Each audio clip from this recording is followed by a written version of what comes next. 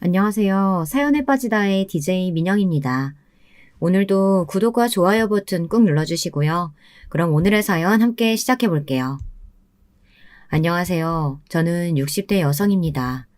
저와 비슷한 연령대의 사람들과 함께 나누고 공감하며 듣는 사연 채널이라고 하니 처음부터 손이 갔는데요. 여러분들께서는 60이라는 나이에 대해 어떻게 생각하시나요? 저는 나름대로 굉장히 좋은 나이라고 생각합니다. 어렸을 때야 저 나이 되면 무슨 낙으로 사나 전전긍긍하고 힘들어했지만 막상 이 나이까지 와 살아보니 60도 살만한 아주 좋은 나이더라고요. 저의 60대는 기대했던 것보다 아주 좋았어요. 70이 되어서도 지금만 같았으면 좋겠답니다. 하지만 그렇다고 제 인생에 굴곡이 없었던 것은 전혀 아닙니다. 오히려 굴곡하면 저를 따라갈 사람이 없을 정도로 제 인생엔 늘 굴곡이 많았어요. 어쩌면 그건 운명과도 같지 않았을까 이런 생각도 듭니다. 사람들이 이야기하기를 굴곡이 많은 인생이 사계절이 있는 인생이라고 좋은 인생이라는 말을 많이 하는데요. 저는 이 말에 동의하기도 하고 아니기도 합니다. 굴곡으로 인해 제 몸에 굳은 살이 생기고 회복력도 생기고 힘도 생겼지만 반면 상처도 아주 많이 받았거든요. 가족에게서, 낯선 사람들에게서, 일하는 사람들에게서, 여러 군데서요. 그리고 특히 시댁에서 받은 상처가 그중 가장 큰 상처죠. 저는 이 상처를 아주 뼈저리게 아픈 상처라고 표현하고 싶은데요. 그만큼 제 마음속에 아주 깊이 오래 자리 잡아 저를 아프게 했기 때문입니다. 오늘은 이 상처에 대해 이야기도 해볼 겸 저라는 사람에 대한 이야기도 해볼 겸 이렇게 펜을 쥐어보았습니다.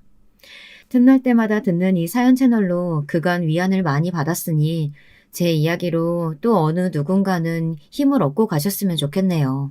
그럼 끝까지 들어주시리라 믿으며 한번 시작해 볼게요. 저는 우선 전라북도의 시골 마을에서 태어났습니다. 저희는 오형제였고 제가 우리 가족 중에 중간이었습니다.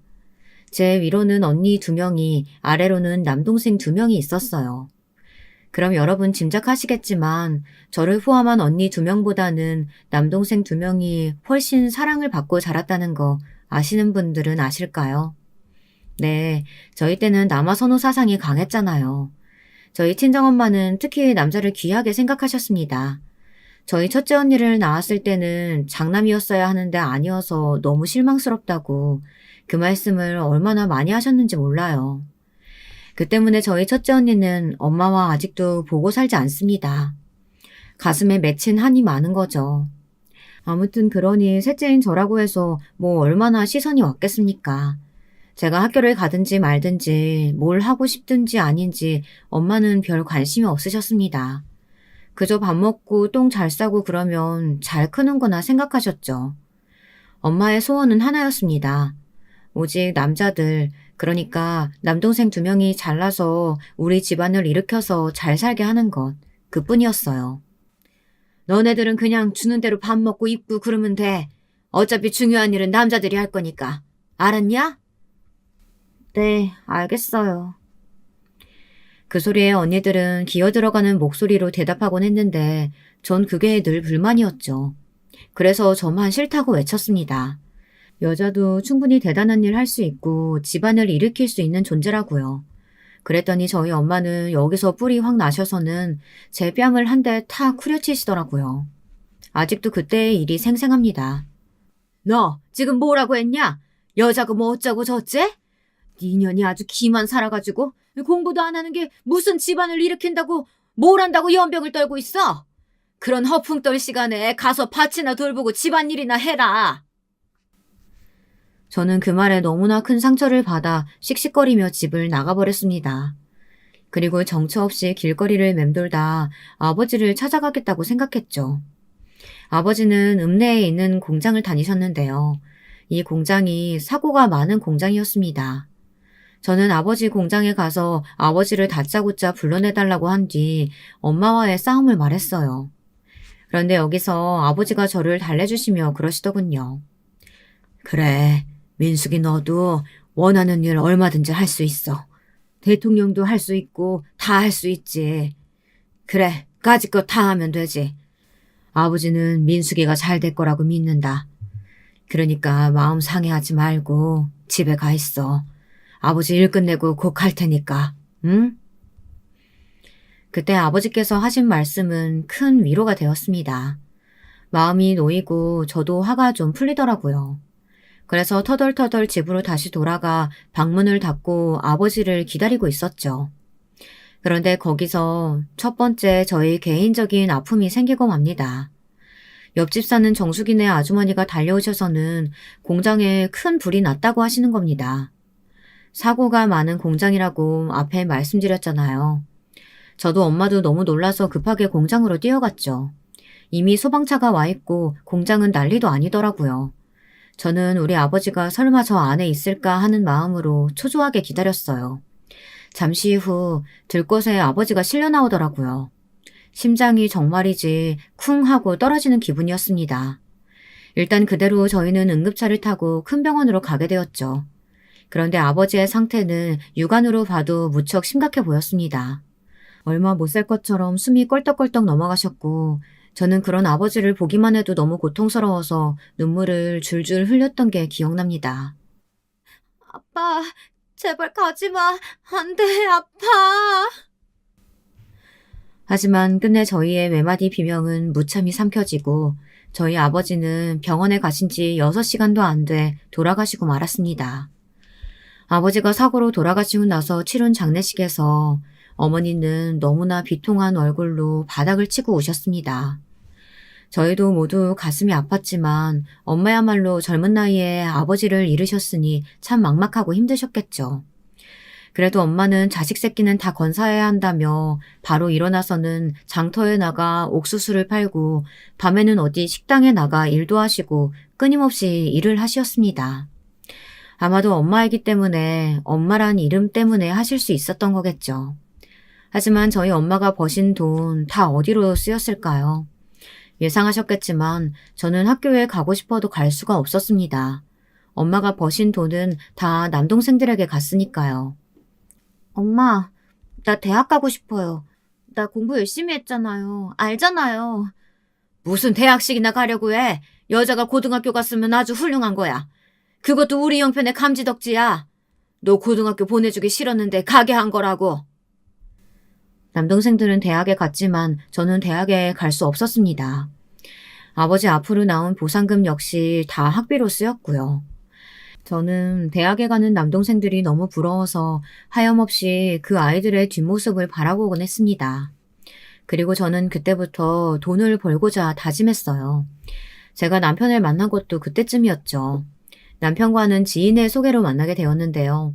남편은 당시 알아주는 기업에 다니던 사람이었어요. 저는 그냥저냥 어중이 떠중이처럼 지내던 사람이었고요. 마음속에선 이것저것 해보고 싶은 건 많은데 당장 먹고 살기 힘들어 가게에서 일을 하며 간간히 제 용돈이나 벌고 있었죠. 그러다 어느 날 친구가 그러더군요. 민수가, 너와 얼굴 예쁘장하잖아. 이번에 내 친구의 친구가 여자를 찾는데 꼭 말하는 스타일이 너 같더라니까? 너 한 번만 나가봐라. 그렇게 성사된 자리였습니다. 제가 사는 형편을 보곤 바로 싫다고 할 줄 알았는데 남편은 제가 마음에 들었는지 몇 번 더 만나자고 했어요. 그렇게 어느새 저는 프로포즈까지 받게 되었고요. 얼떨떨했습니다. 그때까지도 왜 이 사람은 내가 좋다고 할까 신기했어요. 하지만 어린 나이 뭘 알겠어요. 그냥 저도 이 사람이 나쁘지 않고 같이 살기에 좋은 조건이니 마다하지 않은 거죠. 특히나 이때 저희 친정엄마가 성화가 장난이 아니었습니다.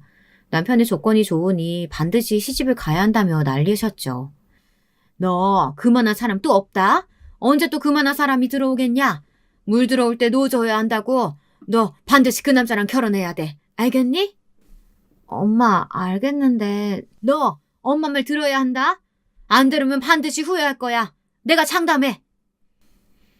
네, 거의 말할 틈을 주지 않고 다다다 쏘아대셨어요. 요즘 친구들은 이해하기 힘들겠지만 아무쪼록 전 그렇게 남편과 얼떨결에 결혼해 얼떨결에 살게 된 겁니다. 꼭 반드시 어떤 확신이 있어야 결혼을 하는 어린 친구들도 많다고 하던데 저는 결혼하고 사람은 차차 알아가 보자는 생각으로 한 결혼이었답니다. 근데 살아보니 이 결혼 생활 만만치 않았습니다. 처음 신혼생활은 좋았죠. 서로 좋다고 시작한 결혼이니 같이 살맛대고 사는 것으로 또 든든함이 들었고 남편도 제게 잘해주었습니다. 근데 문제는 다른 쪽에 있더라고요. 시댁입니다. 여러분들 시댁살이 한 번쯤 다들 겪어보셨나요? 제 세대 여자들에게 물어보면 시댁살이 안 당해본 여자가 없던데 저는 이게 대한민국의 큰 문제라고 생각합니다. 그리고 안타깝고 안쓰러운 부분이죠. 생각해보면 아무것도 모르는 젊은 나이에 시집와서 난생 처음 보는 사람들을 만나 가족이랍시고 엮여 사는 건데 잘난 아들과 결혼했다는 이유 하나만으로 구박받고 서러움 받는 많은 시절을 살아야 했으니까요. 저는 살았다고 생각하지 않습니다. 지금 돌이켜보건대 산 게 아니고 살아낸 거죠. 아마 저희 모두 그럴 겁니다. 남편은 중재자 역할을 못했어요. 제가 애 키울 동안 자기는 돈 벌어야 한다고 허구한 날 출장이다 뭐다 하며 밖으로 나돌기 바빴죠. 가장은 남편이었죠. 여자인 저는 집에서 살림하고 애 키우는 평범한 그 시대의 가정주부였고요. 근데 저희 시어머니는 독보적인 캐릭터였습니다. 일단 굉장히 짠순이 기질이 강하셨는데요. 그걸 저에게까지 강요하시면서 시시때때로 괴롭히려 들었어요. 잠깐 여기서 저희 시어머니에 대해 말씀드리면 저희 시어머니는 하다못해 휴지 한 칸도 아껴 쓰시는 분이었답니다. 제가 시댁에서 변을 볼 일이 있었는데 중간에 문을 두드리더니 너 휴지 지금 몇 칸 썼는지 체크할 테니 물 내리지 말아라 라고 하더군요. 그 정도로 절약정신이 온몸에 배어 계셨는데요. 그걸 특히 며느리들에게 강요하고 윽박지르시며 못살게 굴었죠. 그날의 서러움이 물론 전부는 아닙니다. 남편은 3남매 중 막내였는데요. 저희 시어머니는 남편을 특히나 어여삐 하셨답니다. 왜냐하면 3남매의 위 2명, 시누이와 아주버님이 모두 별로 볼 거 없는 사람들이었거든요. 남편의 형인 아주버님은 진작에 이미 다른 길로 빠져서 하는 사업마다 족족 말아드셨고 시누이는 이상한 남자에게 시집을 가 허구한 날 시댁에 돈이나 달라고 조르는 인물이었어요. 그러니 시어머니 입장에서는 정상은 남편밖에 없었던 거죠. 남편은 그나마 자기 구실은 하고 사는 사람이었으니까요. 실제로 남편이 시어머니에게 조금 딸 같은 아들이기도 했어요. 난 우리 아들 낳은 게 참으로 장하늘 같아. 사실 키울 때야 믿져야 본전이다 하는 마음으로 낳고 키웠는데 지금 보니까 최고로 잘 컸어. 우리 아들이 얼마나 멋지고 대단한지 몰라. 그 좋은 회사에 척 한 번에 붙어서 성실하게 다니고 남들은 회사도 스트레스 받는다 때려치고 그러는데 우리 아들 봐봐라. 얼마나 성실해. 며느라가 너는 복 받은 줄 알아야 된다. 우리 아들 같은 남자 내같이 해서 그 정도로 살고 있음 감사한 줄 알아야 돼. 네가 무슨 걱정이 있냐? 돈 걱정이 있어? 뭔 걱정이 있어? 애만 그냥 잘 키우고 살면 되는데. 시어머니는 사실상 명절이든 언제든 들리면 이런 말을 하시곤 했으니 나중에는 귀에 피딱지가 앉을 지경이 되더라고요. 절약정신 강한 시어머니가 본인의 막내 아들까지 사랑에 마지 않으시니 정말 어떻게 보면 최악의 조합이었습니다. 명절날이면 가족들이 쫙 모여 앉은 자리에서 남편을 치켜 세우며 제 남편이 이번 달에 자기한테 용돈을 이만큼이나 줬네, 최고네 하고 저를 은근슬쩍 깔아내리셨는데 참 제 처지가 그때마다 괜히 부끄럽고 민망스러웠습니다. 이뿐만 아니라 시댁은 원체 좀 있는 집안이라 시누이, 아주버님 모두 대학을 갔어요. 그러다 보니 대학도 못 나온 저를 일단 무시하고 보셨는데요. 제가 뭐라고 아는 체 하려고 하면 무식한 네가 뭘 알겠니 하는 태도로 나오셨죠. 자존심이 너무 상했습니다. 그러던 어느 날은 대뜸 이런 말을 하시더라고요. 명절날이어서 부엌에서 이것저것 새벽부터 음식을 만들어내느라 정신이 없는 날이었습니다. 거의 머리는 산발인 채로 졸린 눈을 겨우 떠가며 음식을 볶고 지지고 하고 있었죠. 시누이는 당연히 없었고 형님과 저 둘이서 부단히 움직이고 있는데 시어머니가 고기를 안 재우고 채소부터 썰려고 하길래 제가 한마디 건넸어요. 어머니, 저 이거 무는 나중에 썰고 고기부터 양념 재워놓는 게 어떨까요? 시간이 없을 것 같아서요. 참, 얘, 네가 뭘 안다고 부엌 일에 간섭을 하냐? 아니, 뭐 이런 거라도 아는 체 하고 싶은 거야? 아유, 됐어. 부엌 일은 내가 알아서 하마. 그보다 너 우리 손주 집에서 좀 가르치려면 책이라도 한 장 읽어야 되지 않겠어?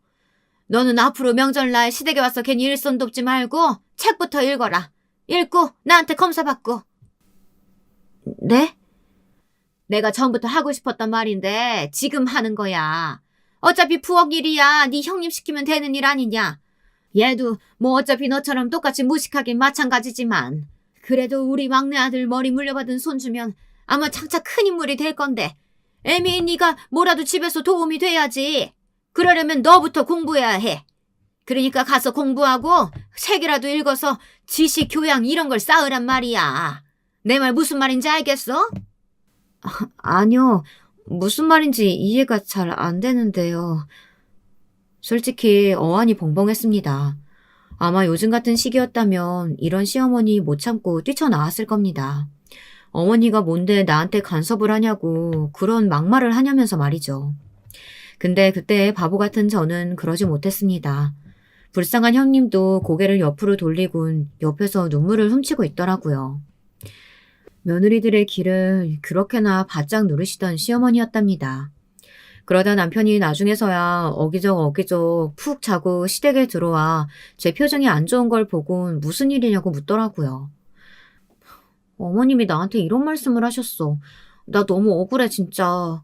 내가 왜 이런 대접을 받아야 돼? 나도 우리 집에선 귀한 딸이야. 집에서 귀한 딸도 아니었지만 그래도 그렇게라도 말하고 싶었습니다. 근데 남편의 반응이 시원찮더라고요. 아니 그 정도가 아니고 뺨이란도 한 대 때리고 싶은 반응이었습니다. 아이고, 당신은 뭐 우리 엄마가 한마디 했다고 그걸로 삐지고 그래. 당신답지 않게. 당신 이해심 넓은 여자잖아. 늙은이가 괜히 한마디 했다 생각하고 넘어가. 남편은 그 말만 남기고 혼자 밥을 먹으러 거실로 나가버렸습니다. 그때 순간 정신이 번뜩 차려지더라고요. 아, 내가 뭘 믿고 저런 놈이랑 결혼까지 했을까 싶었죠. 아마 저의 변화는 이때부터 시작이 됐던 듯 합니다. 내가 남편만 믿고 살아선 안 되겠구나. 그저 자식 키우는 여자로만 살아선 안 되겠구나 하는 생각이 들기 시작했죠. 그럼 내가 뭘 할 수 있을까? 그때부터 주변 사람들한테 묻기도 하고 제 또래 여자들이 하는 일이 뭔지 물어서 찾고 또 찾았어요. 그 와중에도 제 순환 시대는 계속되었죠. 저희 시어머니가 그 당시에 굉장히 기분이 안 좋으셨는데요. 이유는 아주버님이 한탕 크게 사고를 치고 들어왔는데 집안을 싹 말아드시고 온지라 아주버님 부부가 모두 시댁에 얹혀 살게 된 겁니다. 당연히 좋은 컨디션일 수가 없죠. 장남이 이렇게 된 게 너무 마음 아프고 원통하시다며 무당집을 돌면서 구판까지 벌이셨으니까요. 솔직히 그 구탈 돈을 아껴 집에 좀 보태고 아끼셨더라면 차라리 가게에 도움이라도 될 텐데 왜 그러는 건지 도통 알 수가 없었답니다. 특히 짠순이였던 기지를 생각하면 말이에요. 아무튼 그런 상황 속에서 저희 신우이란 여자는 결국 이혼을 해버리고 말았네요. 시어머니가 여자는 이혼하면 절대 안 된다고 신우이의 시댁에 찾아가서 빌기까지 했다는데 결국 이혼을 선택하고 집에 눌러앉아 버린 겁니다. 성격 차이로 이혼했다고 하는데 제가 보기엔 시매부가 아니라 신우이의 까탈스럽고 사람 속 긁는 성격이 아마 영향이 크지 않았나 싶었습니다. 거기다 결정적으로 신우이가 다른 남자와 불륜 직전까지 상황이 갔다고 하더라고요. 한심했죠. 늘 잘생긴 남자, 몸 좋은 남자를 좋아하는 신우이였다 해도 그건 아닌데 대단하다 싶었네요. 그리고 시어머니가 저희 부부를 불러 시댁에 가니 신우이는 이렇게 말했습니다. 어머, 올케는 되게 한가한가 보다. 여기 와서 우리 엄마 역정이나 들어주고 있고. 우리 엄마 알아누운 거 다 쇼야, 쇼. 그러니까 괜히 여기 와서 엄마 하는 소리 들어주지 말고 집에 가 있어. 나 새로운 남자 만나서 시집 갈 거야. 하는 철없는 소리만 늘어놓고 있었죠. 사람이 되려면 먼 종자였습니다. 어찌되었건 시댁에 아주버님의 시누이까지 다 들러붙었으니 시부모님 속이 속이었었겠나요. 근데 여기서 웃긴 건 그 화와 울분을 시어머니는 또 저에게 쏟아내시는 겁니다. 아무래도 우리 집에 여자들이 잘못 들어와서 이런 사단이 나는 게 틀림없다. 내가 용한 무당한테 갔더니 그런 말을 하더란 말이야. 아휴, 도대체 굿비용으로 얼마가 들어갔는지. 나는 평생을 휴지 한 칸도 안 껴 쓰는 사람인데 정말 요즘 같은 때는 살고 싶지가 않어. 막내 아가, 너는 네 남편 관리 잘하고 특히 경제적인 건 아끼고 아껴 써야 돼. 알겠냐? 네, 어머니 저희 잘하고 있어요. 그리고 저는 그런 무속신앙 안 믿는데 왜 저한테 그러시는 건지. 참을 수가 없어서 속으로는 한 귀로 듣고 한 귀로 흘리고 있다가 한마디 겨우 뱉었습니다. 근데 거기서 그쳤으면 좋았으련만 시어머니는 말대꾸를 왜 하냐며 호통을 치는데 연이어 제게 신의 독립비용을 지원해줘야 한다면서 돈을 요구하더군요. 참나, 무당이 그렇게 말하는데 그럼 그게 맞는 말이지 아니냐? 잘나지도 못한 며느리들이 한꺼번에 들어와 집을 망쳐놨으니 우리 집안 꼴이 이렇게 돌아가는 거지. 그리고 말 나온 김에 네 신우 저렇게 사는 거 저대로 냅둘 수 없잖냐. 가족이 도와줘야지 어쩌겠어. 근데 나도 지금 적금이다 뭐다 들어간 게 많아. 묶인 돈이라 깨기도 아깝고. 그러니까 이번엔 니네가 좀 도와줘라. 당연하죠. 누나가 저렇게 힘든데. 내가 도와줄게 엄마. 너무 걱정 말아요. 그리고 엄마도 너무 집사람 탓만 하지 말고. 남편은 당연히 마치 약속이라도 한 듯 저와 상의 한 번 없이 알겠다고 하더군요. 순간 너무 놀라 남편을 쳐다봤는데 남편은 정말 측은한 얼굴로 문 너머 자기 시누이를 쳐다보고 있었습니다. 참고로 저는 시누이에 대한 감정이 별로 좋지 않았습니다. 명절 때 뭐 하나 돕는 법이 없었고 저는 항상 시누이의 생일을 챙겼지만 시누이는 제 생일을 챙겨준 적이 한 번도 없었죠. 오히려 나이 먹는다며 빈정대지만 않으면 다행이었습니다. 하지만 어차피 당시엔 경제권이 남편에게 있었으니 제가 뭐라고 할 수가 없었답니다. 그게 가장 서러운 일이었죠. 그냥 일단은 당신 뜻대로 해라. 시누이의 고맙다는 대답 하나 듣는 걸로 마무리해버렸습니다. 덕분에 저는 말 안 통하는 남편이란 사람과 대판 싸우게 되었죠. 당신 어떻게 그걸 상의도 없이 거기서 덥석 준다고 해? 그 큰 돈을? 우리 애 교육비는 생활비는 어쩔 거고. 아니 뭐 그건 당신이 알아서 잘 할 거 아니야? 아껴 쓰면 되지. 돈은 어차피 또 벌게 돼 있어. 그리고 뭐 당신이 버냐? 내가 다 벌지. 남편은 자신이 버는 돈에 제가 무슨 발언권이 있냐고 하더라고요. 그냥 집에서 살림이나 하는 여자면 집살림이나 신경 써. 밖에서 돌아가는 일 신경 쓰지 말고. 왜 괜히 신경을 써가지고 사람 속을 어지럽게 만드냐 너는. 하여튼 넌 그게 문제야. 뭐라고? 그걸 지금 말이라고 해? 너무 화가 나서 이때 목소리까지 마구 떨리더라고요. 이후 저는 더더욱 돈에 대한 생각을 멈출 수 없게 되었어요. 제 돈이 조금이라도 가게 경제에 이바지했다면 이런 일에도 목소리를 낼 수 있었을 테니까요. 그러다 저는 새벽부터 오후까지는 동네 빵집에서 일을 하게 되었습니다. 빵집에서 일을 하고 또 집에서 할 수 있는 부업 일을 구해 저녁엔 그 일을 했죠. 빵집 사장님이 다행히 아주 후하게 월급을 쳐줘서 당시로는 꽤 많은 돈을 받았답니다. 애기 엄마가 나와서 일한다니까 기특하네 그려. 애기 엄마 믿고 가게 맡길 테니까 부탁 좀 할게. 내가 요즘 허리가 아팠는데 똑똑한 직원 두니까 마음이 편하네. 저는 가게 일을 더 열심히 했습니다.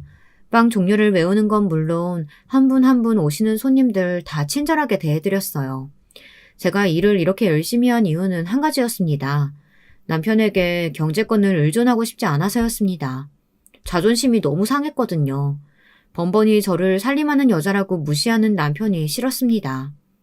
근데 상황이 이렇게 흘러가니 우습게도 이것에 반발하는 사람이 생기더라고요. 혹시 여러분 예상하셨나요? 네, 저희 시어머니였습니다. 저를 쥐잡듯 잡으며 가장 이 집안에서 저를 무시하던 사람인 시어머니가 이번에도 태클을 걸어오시더군요. 참 희한하죠. 제가 제 일을 하겠다고 밖으로 나선 것뿐인데 시어머니가 갑자기 시댁으로 건너오라고 하시더라고요. 어렵게 하루 일을 뺏어 갔더니 글쎄 앉혀놓고 하시는 말이 죄다 이상했습니다. 너는 지금 일을 하면 어쩌자는 거냐? 우리 아들 밥은? 우리 아들 밥도 내팽개치고 지금 나가가지고 그 푼돈을 벌겠다는 거야? 아니 고작 그 돈 벌겠다고 여자가 못하러 나가 안 나가기는. 까놓고 말해서 네가 살림이라도 잘하면 내가 믿고 맡기겠다. 지금 하는 살림이나 애 키우는 것도 버거워하면서 무슨 돈까지 번다고 야단이야? 어머님, 저 이런 말씀 좀 그렇지만 여러모로 돈이 많이 나가요. 교육비도 생활비도 남편 월급에만 의지하는 것보단 같이 버는 게 낫잖아요. 여자라고 꼭 집안에 있어야 하는 법도 없고요. 세상에 그런 법이 있나요? 시어머니는 적잖이 당황한 것 같았습니다. 제가 당당하게 나오니까요.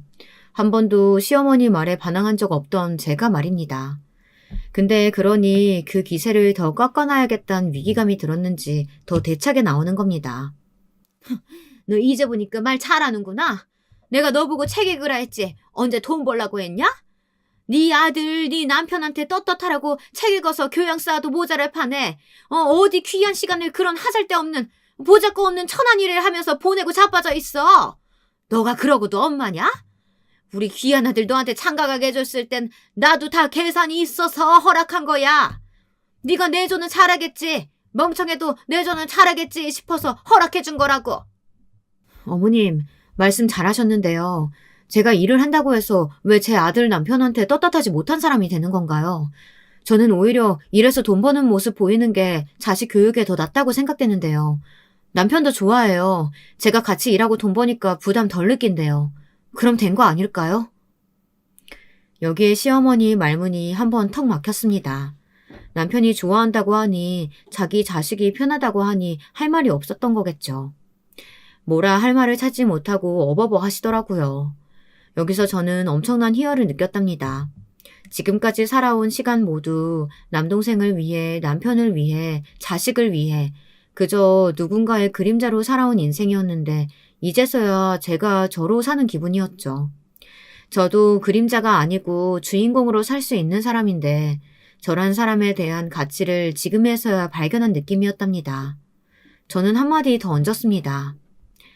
어머님, 그리고 명절날 돌아오니까 말씀드리는 건데요. 명절날 저만 책 읽고 그러는 건 아닌 것 같고요. 형님이랑 어머님 두 분이서 하시기 힘드니까 제가 도울게요. 사실상 저희 가족 구성원 중 제가 가장 측은하고 안타깝게 여기던 사람이 바로 저희 형님이었는데요. 형님은 그야말로 시댁에서 찍소리 못하고 그저 순종적으로만 살아가시는 분이었습니다. 형님도 저와 비슷한 집안 환경에서 자라셔서 시어머니의 구박이 말도 못했고요. 특히나 이젠 시댁에 함께 살게 되셨으니 얼마나 마음고생이 많으시겠어요. 아주버님에게 치이고 시어머니에게 치이고 그렇게 형님이 늘 혼자 일하시느라 힘에 부처 하시는 걸 보고 저는 명절이라도 형님을 최대한 배려하며 제가 일을 더 많이 했답니다. 그리고는 시어머니가 뭐라 하시든 흘려들었죠. 시어머니는 틈만 나면 여자가 무슨 돈을 번다 그러냐, 자식 엇나가서 막 나가기라도 하면 다 네 탓이다, 이런 말로 초치는 말들을 자주 했었는데요. 저는 그럴 때마다 코웃음을 치며 넘겼어요. 형님도 어느새 그런 제 영향을 받았는지 나중에는 같이 덩달아 웃으시더라고요. 형님은 시자만 나와도 무섭다고 시금치도 먹기 무섭다고 하시는 분이었는데 저와 같이 있을 땐 시어머니의 뒷담화도 하며 스트레스를 풀기도 했어요. 난 동서 정말 대단한 것 같아. 나는 시어머니 말에는 대꾸도 반박도 못하잖아. 동서는 어떻게 그러는지 모르겠어. 저희 처지가 저래서 내가 더 면이 안 서기도 하지만 내 친정 가지고 욕하는 거 듣고도 난 그냥 혼자 울고 말아버리거든. 에이, 더럽다 하면서. 그래서 그런지 요즘 동서가 너무 멋지고 부럽고 그러네. 동서는 어떻게 그러는 거야? 시어머니 안 무서워? 형님, 저도 형님처럼 시어머니 너무 무섭고 싫었어요. 그냥 제 남편이 어머니란 사실 하나만으로도 위축되고 괜히 제가 죄인인 것 같고. 근데요, 형님, 인생 짧잖아요. 밖에서 돈 벌고 사람들 만나고 다니고 그러니까 알겠더라고요. 제가 집안에만 있는 것보다 밖에 있는 걸 훨씬 행복해하는 사람이라는 걸요. 그러니까 형님도 주눅 들지 마시고 하고 싶은 거 있으시면 다 말씀하세요. 뭐든 제가 도울 수 있는 거면 도울게요. 우리 같은 며느리들끼리 뭉치자고요. 그래, 그렇구나. 그런 거였구나. 동서 고마워. 그래, 부탁할 거 있음 할게. 그때 형님이 눈물을 글썽이며 웃는 얼굴을 잊지 못합니다. 형님은 저의 영향을 많이 받았다며 그날부로 한 달 후 정말 멋진 결정을 하셨습니다. 그 결정에 제가 놀라고 남편이 놀라고 시댁 식구 모두가 놀랬죠. 어느 평범한 저녁날 형님이 식탁에 다 차려놓은 요리를 시어머니가 맛보시더니 국이 맛이 별로다 하며 간을 평가하자 어머님, 저 못해 먹겠네요. 하고는 이혼 서류를 시어머니 얼굴에 던지곤 시댁을 나가버리셨답니다. 그리고 저를 따로 불러 하신 말씀이 이거였네요. 동서, 나 이 결정 후회 안 할 것 같아. 아마 평생 잘한 결정이 될 것 같아. 아직은 겁도 나고 그러지만 그래도 내가 엄마인데 뭘 못하겠어. 나 뭐든 해서 먹고 살 거야. 고마워, 동서. 그렇게 시댁을 등지고 나간 형님의 모습은 너무나 멋졌답니다. 그리고 저도 형님에게 영향을 받아 앞으로 어떻게 내 길을 모색해 나갈지 생각이 많아졌어요. 그땐 저희 아이가 한창 커가고 있었는데요. 남편이 회사에서 심한 무기력감을 느끼고 있었을 때였죠. 남편이 갑자기 어느 날 조금만 쉬고 싶다고 하더라고요. 당신도 돈을 벌고 하니까 쉬고 다시 일을 하겠다고요. 결혼하고선 계속 회사를 다니던 남편이었으니 저도 알겠다고 흔쾌히 허락해줬답니다. 근데 남편이 한 번 쉰다고 하고 1년이 지나도 구직할 기미가 보이지 않는 겁니다. 어느 날부턴 아예 거실 소파와 합체가 되어 일어나려고 하지를 않더라고요. 오죽하면 아이가 아빠 직업이 이제 뭐냐고 저에게 물을 지경인데 그럼에도 불구하고 남편은 계속 쉬고 싶다는 말만 늘어놓았습니다. 그럼 당신 언제까지 쉴 건데? 제가 이 한마디만 해도 난리가 났죠. 자기는 지금까지 회사에서 온갖 스트레스를 다 견디며 일해왔다. 다 집안을 위해서 자식을 위해서였다. 온갖 한탄을 해대면서요. 고생은 자기만 했나요? 똑같이 고생한 저도 앞에 있는데 말입니다. 남편이 고생한 건 이해하지만 기간이 길어지니 가슴이 조여오고 답답해지더라고요. 앞으로 어떻게 살아가야 하나, 노후는 또 어떻게 준비해야 하나 불안해졌어요. 그러다 저는 친한 언니에게 제안을 하나 받게 되었는데요. 언니가 구상하는 옷 사업이 있는데 같이 시작하자고 하더라고요. 당시엔 온라인 판매가 원활하지 않았고 옷을 보통 밖에서 구매하던 시기였는데 언니는 온라인 쪽도 노려보자고 말하며 생각한 사업 기획안을 내밀었습니다. 저는 단숨에 구미가 당기더라고요. 지금 생각해보면 언니의 미래를 내다보는 안목은 정말이지 훌륭했죠. 온라인 쪽을 뚫어볼 거라는 언니의 당찬 포부가 정말이지 먹혀들었으니까요. 여러분도 아시다시피 요즘에는 옷을 인터넷에서 많이 사고 파는 시대가 되었잖아요. 저희는 아주 작은 사무실에서 직원 한 명을 두고 시작했지만 점점 사업의 규모는 커져갔습니다. 그리고 그야말로 큰 돈을 쥐어갔습니다. 흥망성쇠도 있었지만 그것도 잘 극복하고 견뎌나갔습니다. 우리 아이는 성인이 되고 나서도 제게 종종 엄마가 자랑스럽다는 말을 참 많이 했는데요. 그럴 때면 보람을 정말 많이 느꼈죠. 자식에게 롤모델이 될 수 있는 엄마라니 상상도 못했는데 저에게 그런 일이 일어난 거니까요. 늘 그저 집에서 설거지하고 요리하는 게 가장 저와 어울리는 일이라고 생각했는데 그게 아니라는 걸 아마도 인생을 살아가면서 헤쳐나가면서 차차 배운 것 같습니다. 그래서 전 아직도 인생이 배워나가는 것이라고 생각합니다. 배우면서 성장하고 또 실패하면서도 다시 제 길을 노려보고 그 속에서 제가 조금씩 커간 것 같아요. 그런데 그러던 중 저희 집에는 또다시 문제가 족족 터지기 시작했답니다. 첫 번째는 남편이 제가 돈을 잘 버니 자기도 사업에 합류를 했는데 일을 잘 안 하고 여직원들과 노닥거리기 바쁘다는 거였답니다. 어찌나 웃음이 환하게 걸려있는지 회사에 오는 게 아니고 어디 미팅 자리에 가 있는 사람 같았어요. 둘째로는 이게 가장 거슬리는 지점이었는데요. 시어머니께서 제 사업에 남편이 합류해 직원으로 들어왔다는 것 자체를 굉장히 안이 꼽게 생각한다는 거였죠. 그리고 그걸 굳이 문자와 전화로 계속해서 이야기하시며 자기 아들 기죽이지 말라는 메시지를 전달하는 거였습니다. 어느 날 저와 아들을 시댁으로 부른 시어머니는 이렇게 말씀하셨어요. 사람은 자기 출신을 잊으면 안 돼. 개구리도 올챙이적을 잊으면 안 된다고. 그럼 큰 코 다치는 일이니까. 내가 누굴 향해 이런 말 하는 건진 알겠지? 네가 예전에 네 형님 부추겨서 이혼시킨 거 그것도 아주 못돼 처먹은 짓이었지만 나는 다 눈 감고 넘어가 줬다. 근데 네가 돈 좀 만진다고 그걸로 남자인 네 남편 기죽이려고 들면 난 그건 절대 못 넘긴다. 그럼 내가 네 사무실 찾아가서 다 뒤집어 놓을 테니까 그런 줄 알아. 알겠냐? 아, 어머님, 제 출신 잊지 말라는 말씀 알겠습니다. 잘 새겨드릴게요. 제가 워낙에 똑부러지고 당당한 사람이라는 이야기시죠? 감사해요. 어머님, 이번에 용돈 넉넉히 챙겨드릴게요. 시어머니께서 출신을 잊지 말라고 하는 건 딱 봐도 뻔하죠. 천안 출신이고 우리 아들한테 기대 살았던 신세인이 그걸 잊지 말라고 하는 거였죠. 불안하시니 그런 걱정하시는 거 이해는 할 수 있었습니다. 그런데 그렇다고 그걸 굳이 왜 저한테 적대적으로 드러내시는 건지, 그 오랜 세월을 시어머니와 가족처럼 살았지만 가족은 아니었구나 깨달아지는 순간이었습니다. 그래서 바로 맞대응을 한 것이었죠. 그랬더니, 뭐라고? 아니, 내가 무슨 그런 의미로 말한 거냐? 너는 말귀 하나도 못 알아쳐먹어? 아휴, 역시 대학 목 나온 애들은 이래서 안 돼. 아휴, 써먹을 데가 없어요, 아주. 시어머니가 혀를 차시며 고성을 지르시길래 저는 그냥 뒤돌아 이제 슬슬 나갈 준비를 했습니다. 더 이상 상대하기 싫어서 말입니다. 할머니. 근데 처음으로 제 아들이 시어머니를 향해 입을 떼더라고요. 아, 나한테 자식이 있구나. 나를 든든히 뒷받침해줄 자식이 있구나. 이건 역시 함께 깨달아지는 시간이었습니다. 남편이야 그냥 어디 종합 선물 세트 딸려있는 부속품 같은 존재였지만 자식은 달랐어요. 제 사업장에서도 영업장들을 관리하며 든든한 역할을 해주었고요. 시어머니에게도 그러지 말라고 되려 딱 잘라 말하더라고요. 할머니, 출신이라니 왜 그렇게 말씀하시는 거예요? 할머니께서 아끼시는 아빠는 정작 일 안 하고 노세요. 저희 엄마가 힘들게 고생하고 돈 버시고 저도 키우셨고요. 근데 왜 그렇게 말씀하세요? 옳지 못한 말씀이에요.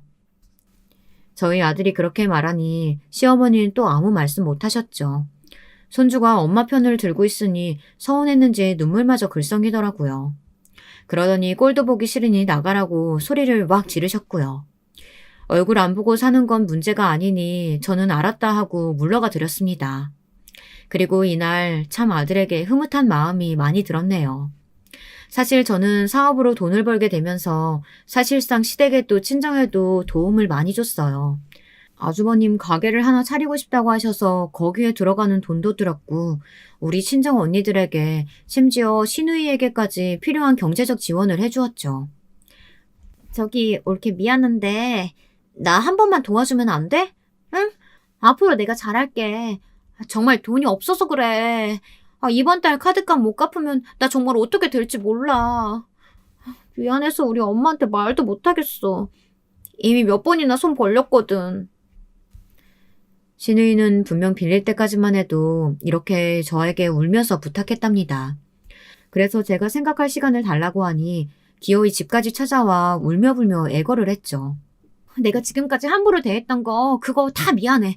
내가 잘못했어. 응? 저기 자꾸 이러시면 곤란해요. 내가 어떻게 하면 될까? 무릎 꿇을까? 그래, 내가 무릎 꿇을게. 남동생한테 말하기도 체면이 안 서고 정말 방법이 없어서 그래. 그 자존심 강하던 사람이 무릎까지 꿇으며 싹싹 빌길래 결국 어쩔 수 없이 돈을 해주었답니다. 근데 제가 이렇게 돈을 퍼주고 잘해줘도 고맙다고 말하는 사람은 정해져 있더라고요. 아주버님과 시누이, 이 두 것들은 입을 싹 씻더랍니다. 진심으로 고맙다라는 표현의 문자도 아니고 막상 돈을 받으니 마치 우린 한 식군이 당연한 걸 받은 것처럼 행동하는 게 느껴졌어요. 그게 너무 정이 떨어졌죠. 그러던 어느 날엔 시댁 식구들이 모여 시어머니 생신을 챙기다 돈 얘기가 나왔습니다. 당시 시아버지가 관절 수술을 하셔야 한다고 해서 제가 그 돈을 지원해드리기로 했거든요. 어떡하면 좋아. 돈이 만만치가 않은데 우린 다 허덕이며 살고 있잖아. 이 많은 돈 감당할 사람 한 사람뿐인데? 그래, 뭐 재수씨야 돈 잘 버니까 이번에도 어쩔 수 없이 더 봐야겠네요. 네, 제가 지원해드리기로 했어요. 걱정하지 마세요. 아버님과 얘기 끝났어요. 시댁에 좋은 감정을 가지고 있던 것도 아니었고 처음부터 제가 보탤 생각은 아니었습니다. 근데 시아버지께서 저를 불러 최근에 친한 친구에게 돈을 빌려주셨다가 많이 잃으셨다고 털어놓더라고요. 시어머니한테도 말씀을 못하고 계시다고요. 눈물을 글썽거리며 그런 말을 하는데 어떡하겠나요?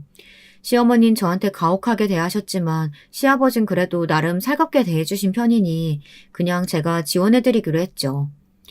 근데 아주버님과 시누이란 작자가 저런 말을 노골적으로 하더라고요. 거기다 시내에는 한술 더 떠 속을 긁는 바람에 제 입에서 기어코 한 소리가 나오게 되었습니다. 오빠, 무슨 소리야. 올케가 우리 남동생 덕에 편하게 살았지. 걔가 좋은 회사 다니면서 그 많은 월급을 집에 갖다 줬는데 그럼 당연히 이제는 회수해야 할 때 아니겠어? 다들 왜 안절부절 못하는 표정이야? 아이고, 뭐 그런 말을 한다니. 며느라가 기분 나쁘게. 그러게요. 말 끊어 죄송한데 말씀이 좀 심하시네요. 회수라뇨. 저도 이 돈 벌 때 가만히 손 놓고 애 키우며 산 거 아니에요. 그러면서 제가 다시는 그런 말 하지 말라고 엄포하던 말했더니 그제야 신우이가 아차했는지 미안하다고 하더라고요. 자기도 저한테 받은 게 많으니까요. 속으로 정말 얼마나 얄미웠는지 때려주고 싶은 걸 겨우 참았습니다.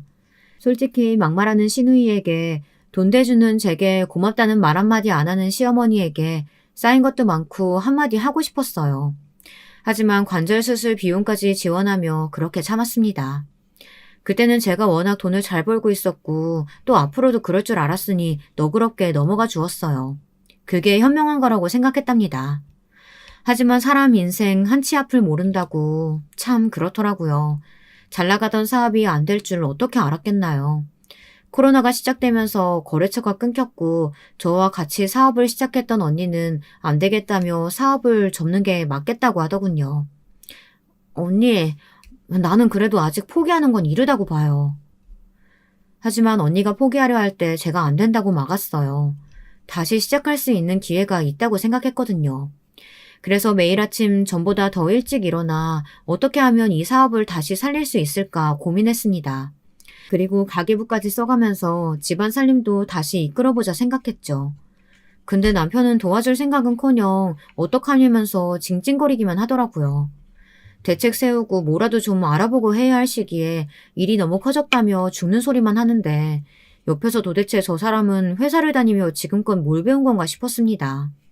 게다가 여기서 끝나지 않고 그걸 또 시댁에 가서 이른 모양입니다.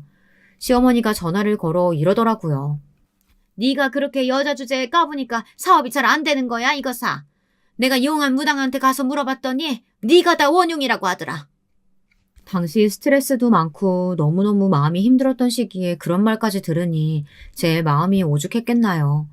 제가 원흉이라며 모든 문제를 저에게 돌리려는데 너무 열이 받더라고요. 전화를 회 끊어버리려다가 남편을 불러앉혀 도대체 왜 그런 말을 했냐고 한참을 뭐라 했어요. 전화기 넘어 그 소리를 들은 시어머니는 난리를 치셨고요. 그 후 오기로 죽기 살기로 고군분투를 했답니다. 정말 힘들었어요. 살이 쭉쭉 빠지고 흰머리가 눈에 띄게 늘고 늙어간다는 게 이런 거구나 실감이 나더라고요. 그럼에도 성과는 조금씩 눈에 보였습니다. 다시 원래의 매출로 돌아오기 시작했고 같이 사업하던 언니도 잘 되고 있다며 옆에서 든든하게 의지가 되어주었고요. 다시 원점으로 돌아오는 것 이상으로 사업은 잘 풀려나갔습니다. 특히나 마스크를 벗고 돌아다녀도 되는 시점부터는 승승장구였습니다. 해외 쪽으로 눈을 돌려 상품을 팔기 시작했는데 해외 시장 매출이 장난이 아니었습니다. 그러던 어느 날 기어이 일이 벌어지고 말았죠. 시어머니가 집구석 잘 돌아가나 봐야겠다며 굳이 저희 집으로 오신다고 하더라고요. 그때까지도 시어머니는 제 회사가 잘 풀려나가고 있다는 걸 모르셨어요. 그저 자기 아들 고생하고 있다고만 생각하고 계셨죠. 그런데 시어머니께서 오랜만에 집에 오셔서는 소파에 앉으시더니 대뜸 갑자기 상점 노릇을 시작하시더라고요. 물 떠와라, 과일 깎아와라. 그러더니 갑자기 상을 차리라고 먹고 싶은 음식들을 하나하나 나열하더라고요. 남편은 자기 엄마가 와서 신났는지 시어머니하고 열심히 대화만 나누더군요. 엄마, 내가 요즘 다리가 아파서 여기 동네 병원에 물리치료 받거든? 근데 거기 의사 선생님 내 상태가 많이 안 좋다고 하더라고. 언제 나으려는지 몰라. 쑤시고 그러는데 미치겠어. 아이고, 우리 아들 힘들어서 어쩌면 좋으냐? 며느리라도 잘 챙겨주고 해야 얼른 나을 텐데. 너 저번에도 발목 그거 삐끗해서 아프다고 그랬잖아. 엄마도 아는데 그런 거 아주 오래 가거든. 둘이서 별 시답잖은 대화를 나누는데 속에서 열이 스물스물 올라오는 걸 겨우 참고 있었습니다. 남편이 다리를 다친 건 골프를 치고 오는 길에 혼자 엎어져 그렇게 된 거였고, 막상 회사 운영하고 바쁘게 뛰어다니는 저는 물리치료 같은 걸 받으러 갈 시간도 없었거든요. 남편은 제가 주는 돈을 열심히 쓰고 즐겁게 인생을 살기 바빴습니다. 그 돈으로 제 양말 하나 사주지도 않는, 아니 그럴 생각도 없는 인성 개차반의 양반이었죠. 근데 제가 요리해서 거실 상에 가지고 가자 갑자기 시어머니가 벌떡 소파에서 일어나더니 뭐라고 소리를 지르더군요. 여기서 일이 벌어지고 말았어요. 시어머니가 손을 올려 제 뺨을 내려치는 겁니다. 이 무식한 년아, 너 가계부를 이따위로 써? 야, 너 무슨 경조사비를 100만 원씩이나 네 친정에다 해대고 있어? 미쳤어? 네 남편이 이렇게 너 때문에 개고생을 하고 있는데 그 돈을 막 함부로 굴려대고 앉았어? 안 되겠다. 내가 벼르고 있었는데 오늘 아주 너 죽고 나 죽어보자. 가계부라는 말의 옆을 보니 진짜로 제가 쓰고 있던 가계부가 바닥에 나뒹굴고 있더군요. 저 몰래 본 것도 모자라 제 친정언니에게 준 돈 가지고 뭐라고 하고 있었던 거였습니다. 기가 찼죠. 제가 시누이에게, 아주버님에게, 그리고 시아버지에게 갖다 바친 돈들은요.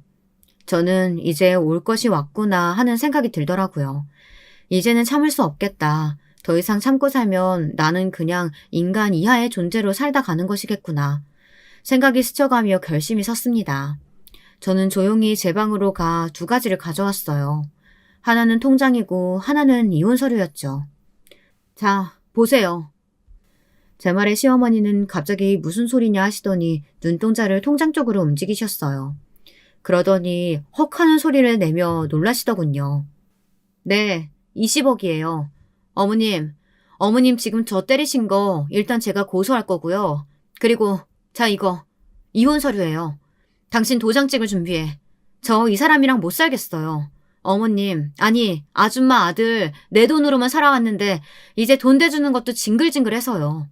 매일 돈 대줘봤자 쓸 줄도 모르고 사는 멍청한 인간 내가 왜 걷어줘야 하는지 도대체 모르겠네요.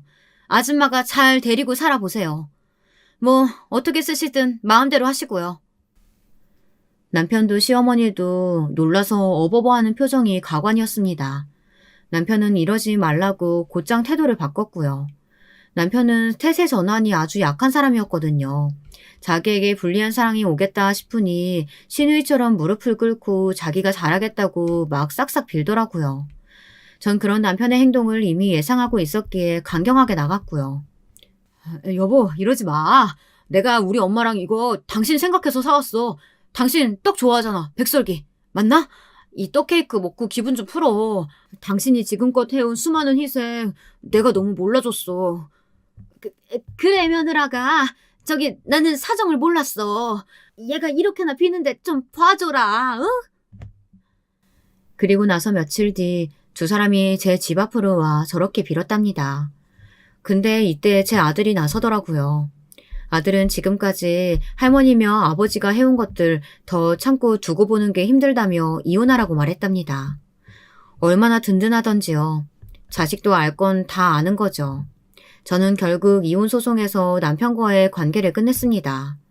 그리고 시어머니 역시 제 인생에서 몰아냈어요. 지금껏 인생에서 수많은 선택을 해왔지만 이렇게나 잘한 선택이 있을까 싶을 만큼 지금 제 인생이 행복합니다. 여러분들도 혹시나 망설이고 계신 선택들이 있다면 잘 선택해보세요. 그 선택의 우선순위는 항상 자기 자신을 먼저 두시길 바라고요. 그럼 저는 여기서 이만 글을 마치겠습니다. 항상 행복하고 건강하세요. 여러분, 2번째 사연 시작하기 전에 좋아요와 구독 꼭 눌러주실 거죠? 그럼 2번째 사연 바로 시작합니다. 안녕하세요. 사연에 빠지다 채널을 정말로 즐겨보고 있는 아줌마 애독자입니다. 제 사연을 쓰고 싶어서 이렇게 신청하게 되었어요. 저희 집은 옛날부터 차별이란 게 정말로 심하였습니다. 아들과 딸 구분하는 차별 말이에요. 오빠랑 저 이렇게 자식은 둘 뿐이었는데 무슨 일이든지 오빠가 먼저였고 우선이었습니다. 내가 오빠보다 일찍 태어났으면 이렇게 뒷전으로 밀려나서 사는 일이 없었을까? 저는 어렸을 때부터 이런 슬픈 고민을 해왔죠. 조금 더 자라고 머리가 커지면서부터는 만일 제가 누나였고 오빠가 저의 남동생이었을지라도 상황은 똑같으리라는 걸 파악하게 되었습니다. 친정엄마는 늘 우리 아들 타령을 하시는 분이었으니까 말이죠.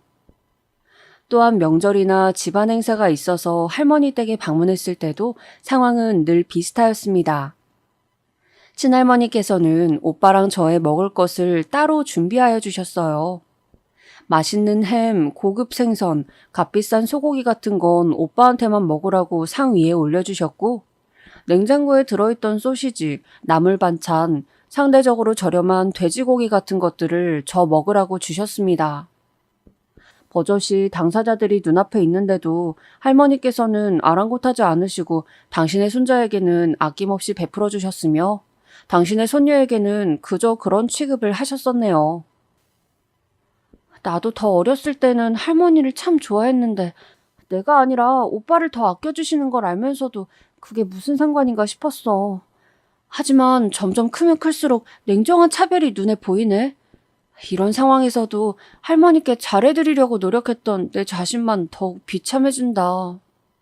마냥 어렸을 때는 그런 차별을 심각하게 받아들이지 않았는데 중학생이 되고 나서부터는 그런 할머니께 서운한 감정이 들어서 점차 제 안에서 거리를 두게 되었습니다. 그래도 할머니는 같이 한 집에서 사는 식구는 아니었으니 제가 그런 걸로 앙심을 품거나 하지는 않았어요. 진짜 문제는 저와 한 집에서 사는 저희 가족이었으니까요. 당시는 국민학교로 불렸던 초등학교는 집에서 가까이 통학을 하였으나 중학교는 제법 거리가 멀었어요. 그런 거로 저는 중학교에서 새로운 친구들을 많이 접할 수 있었고 다양한 대화를 하게 되었는데 그러면서 큰 충격을 받았던 사실이 있었습니다. 영희야, 너도 나처럼 위로 오빠 한 명이 있는데 집에서 나 같은 차별은 당해본 적이 없다고? 너 그게 정말이니? 도저히 믿어지지가 않아. 그럼 내가 거짓말을 한다는 거야? 나야말로 네가 집에서 딸이라는 이유로 그토록 구박대기가 되었다는 사실이 믿어지지가 않는걸. 나는 그런 차별을 받아본 적이 없어. 오히려 여자애라서 귀염성이 있다고 부모님께 더욱 예쁨만 받고 살아왔는데 우리 오빠보다도 말이야. 세상에, 저는 그게 말도 안 되는 일이라고 생각했습니다. 저는 워낙 어렸을 때부터 오빠와 비교되어 받았던 차별이 너무나도 당연했기에 모든 집들이 사는 모양새가 다 이럴 것이라고만 여겨왔어요. 지금처럼 대중매체가 활발할 때가 아니었고 휴대폰이 아예 없었던 시절이니 저는 그야말로 우물한 개구리였죠. 초등학교 재학 당시에는 고만고만한 친구들과 계속해서 같이 다녔기에 새로운 인연을 접해본 적이 없었습니다. 중학교에 진학하고 나서야 다른 집들이 어떻게 사는지 다른 친구들의 가족은 어떤 형태인지를 처음 알게 되었죠. 비단 그 친구뿐만 아니라 집에서 사랑받으면서 귀한 딸 소리 듣고 살아온 친구들이 많은 것을 알았을 때 저는 충격을 넘어선 배신감까지 들었습니다. 내가 아는 세상하고는 전혀 달랐잖아. 그럼 설마 나만 이렇게 집에서 찬밥 신세로 불공평하게 살아왔던 거야? 새로이 알게 된 친구들이 집에서 어떻게 사는지 알게 된 이후에 저는 학교를 마치고 집으로 돌아오면 유심히 제가 사는 환경을 살펴보았습니다. 그리고 저만 뒷전이었을 뿐 친정 부모님 두 분에게 제 오빠는 그 무엇보다 우선순위에 올라와 있는 집안의 보배라는 것을 깨달았어요. 우리 광준이 오늘 점심밥 잘 챙겨 먹었어? 광준이 공부 잘 되어가니? 뭐 먹고 싶은 건 없고? 저에게는 들려온 적 없었던 그리고 앞으로도 들려올 일이 없을 것만 같았던 질문들이 부모님의 입에서 나와 오빠에게로 흘러가는 모습을 보며 저는 더할 나위 없는 씁쓸함을 느꼈습니다. 나도 있는데 나도 관심을 받고 싶고 나도 예쁜 자식이었으면 좋겠는데 그게 오빠한테는 너무 자연스러운 일이지만 나한테는 무척 힘든 일이구나. 그런 거였어. 당시에 저희 집이 가난한 것은 아니었지만 부유한 축에 속하는 것도 아니었습니다. 방이 2개짜리인 집에서 살고 있었는데 당연하게도 방 1개는 오빠의 차지였어요. 저는 제 짐을 모두 부모님이 사용하시는 안방에 둔 채 잠은 거실 구석에서 청하였습니다. 몸도 정신도 성숙해져 가고 있던 중학교 시절, 저는 사생활의 보호 따위는 받지 못하였고, 오빠는 자기의 방문을 내키는 대로 언제든 잠그고 그 안에서 틀어박혀서 혼자 시간을 보내곤 하였어요. 자기만의 공간이 있다는 게 얼마나 부러웠는지 모릅니다. 제 오빠는 가끔 부모님이 문을 두드리고 말을 거는데도 그 잠긴 문을 안 열어줄 때가 있었어요. 혼자 있고 싶다는 이유를 대면서요. 그럴 때면 부모님은 오빠에게 물어보려고 하셨던 내용을 저에게 물어보셨습니다. 우리 광준이 밥 챙겨 먹은 거 맞아? 밥을 뭐랑 먹었대? 반찬 남은 건 그대로던데. 글쎄요, 저도 잘 모르겠어요. 오빠가 아까 밥을 먹은 것 같기도 하고 아닌 것 같기도 하고.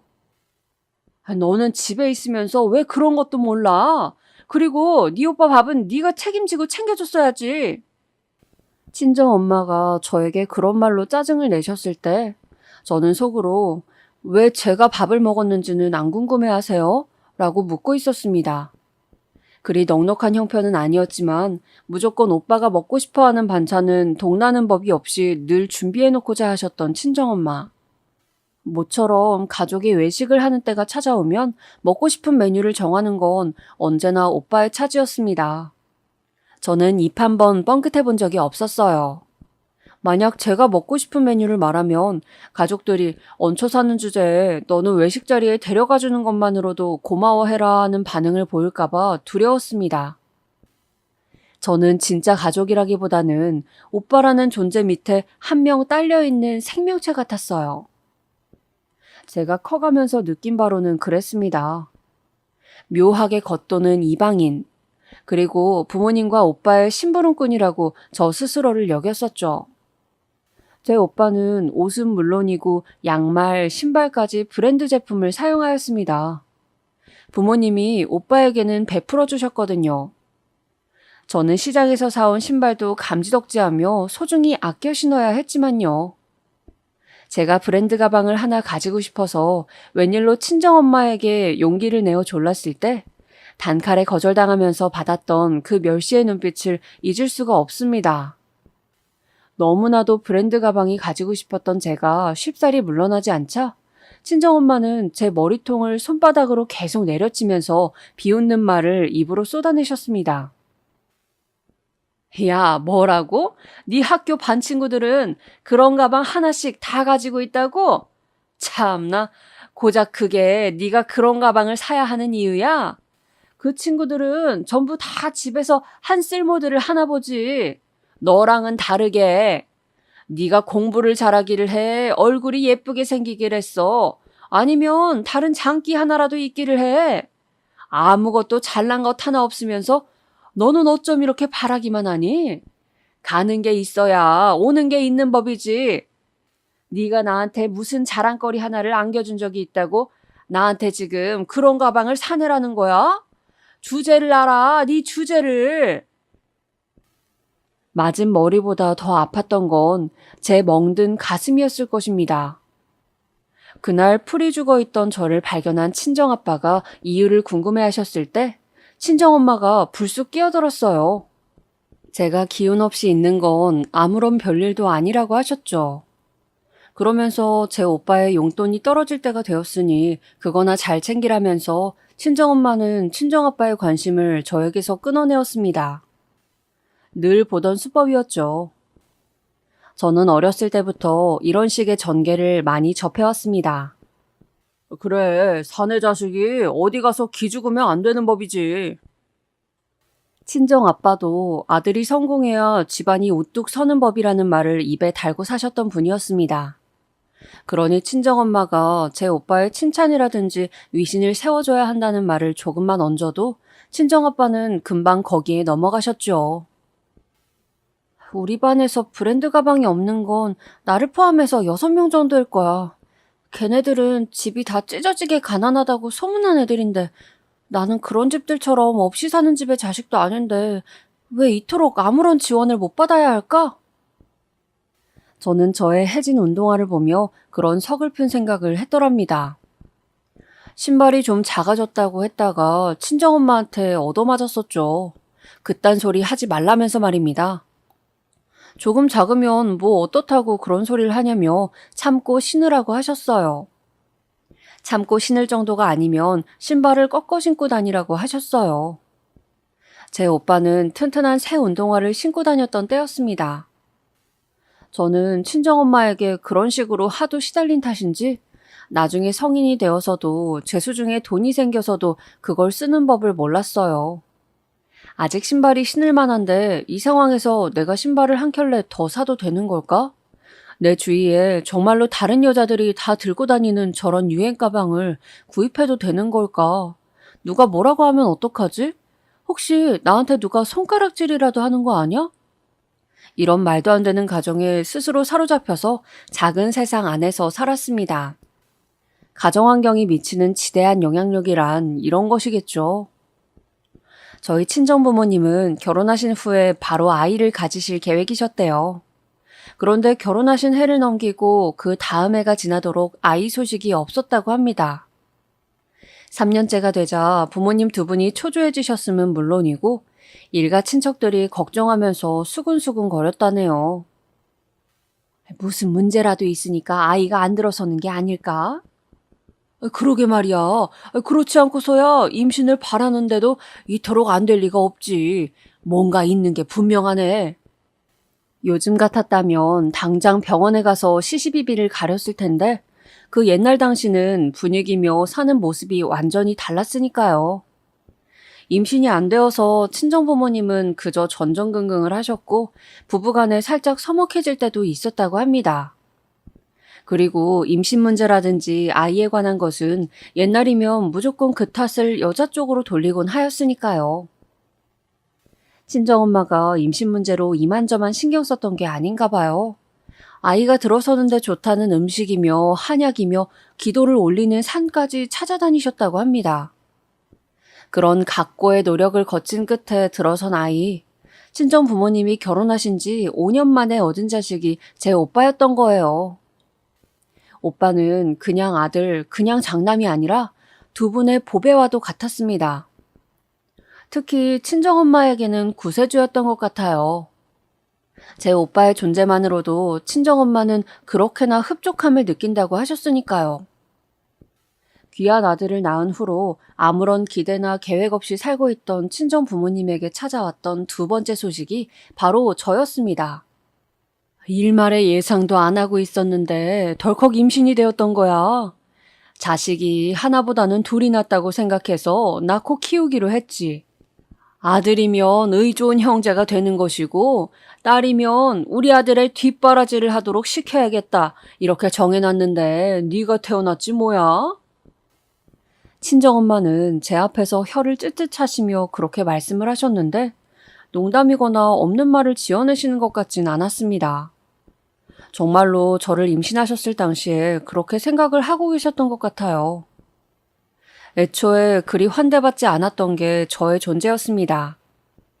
그것을 증명하였던 것 중 하나가 바로 제가 고등학교에 진학하지 못했다는 사실이었고요. 저는 중학교를 졸업하기 전에 친정부모님이 나누시는 대화를 엿들은 적이 있습니다. 안방 안에서 대화를 나누고 계셨지만 좁은 집에 방음이 훌륭하지도 않은데 그 소리를 제가 엿듣지 못할 이유는 없었죠. 그날따라 안에서 두런두런 들려오는 말소리의 내용이 궁금해서 저는 방문에 귀를 바짝 갖다 대었습니다. 아무리 그래도 광미가 학교에서 성적이 반타작은 하는 모양인데 공부를 더 안 시키기에는 아쉽지 않겠어? 당신 순진한 소리 하지 말아요. 광준이는 내년에 대학에 들어가야 한다고요. 학비며 생활비며 그거 다 어떡할 거야. 광미는 그냥 공부는 여기까지만 하라 그러는 게 맞아요. 어설프게 둘 다 살리려다가 흐지부지하게 죽도 밥도 안 된다고요. 광준이한테만 집중해서 지원을 해줘야죠. 하긴 여자애가 굳이 고등공부까지 해봤자 그리 큰 쓸모도 없을 것이고. 그럼요. 우리가 지금 생각을 잘하고 선택을 잘 내려야 한다니까요. 광준이만 팍팍 밀어줘서 결실을 맺읍시다. 우리가 우리 아들 못 믿으면 누가 우리 아들을 믿어주겠어요? 안 그래요, 당신? 그래, 딸보다야 아들을 밀어주는 게 맞겠지? 친정아빠가 수긍하는 목소리까지 들은 순간 제 심장이 철렁 내려앉았습니다. 부모님은 아무래도 저를 고등학교에 보내주지 않으려는 작전 같았습니다. 제가 중학교에서 사귄 친구들은 전부 고등학교에 진학을 한다고 하였거든요. 제가 고등학교에 진학하지 못한다면 저만 동떨어진 생활을 하게 되는 것이었습니다.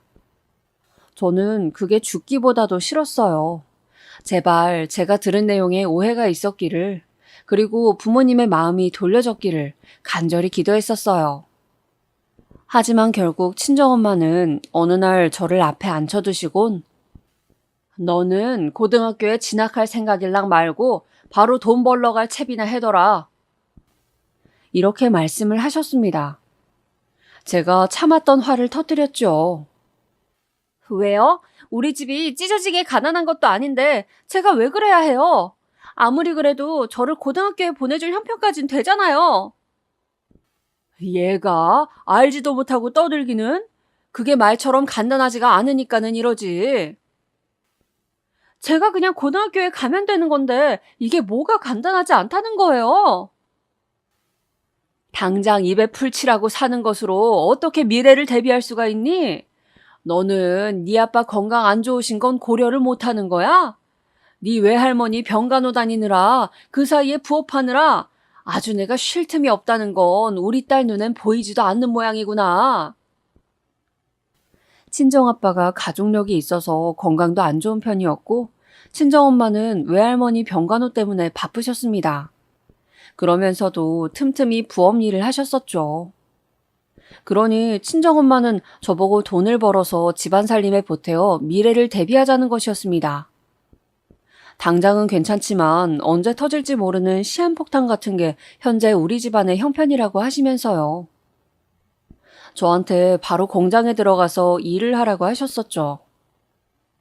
지금은 대학 안 가고 바로 취업하는 경우가 많아도 고등학교를 안 가고 취업하는 경우란 너무나도 드물죠. 아예 없다시피 할 거예요. 그런데 그 당시에는 종종 있었습니다만 저는 너무 서러웠고 고등학교를 못 가게 된 것이 창피하였어요.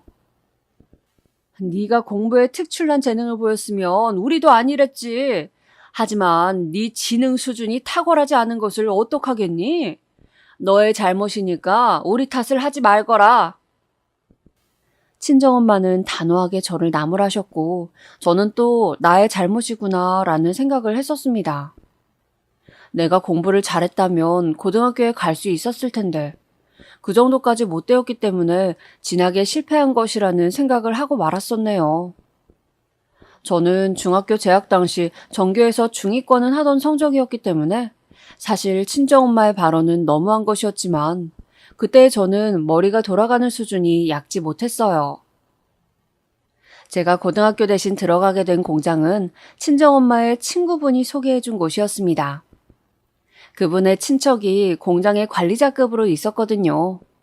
가보니까 제가 가장 어렸습니다. 저랑 동갑내기들도 분명히 있을 거라고 들어서 나름의 위안을 삼았던 것이건만 전부 거짓말이었어요. 그리고 제 몫의 봉급은 전부 친정엄마에게로 지급이 되었습니다. 저는 그 사실을 공장에서 근무를 시작한 지 한 달 반이 지나고 나서야 알았어요.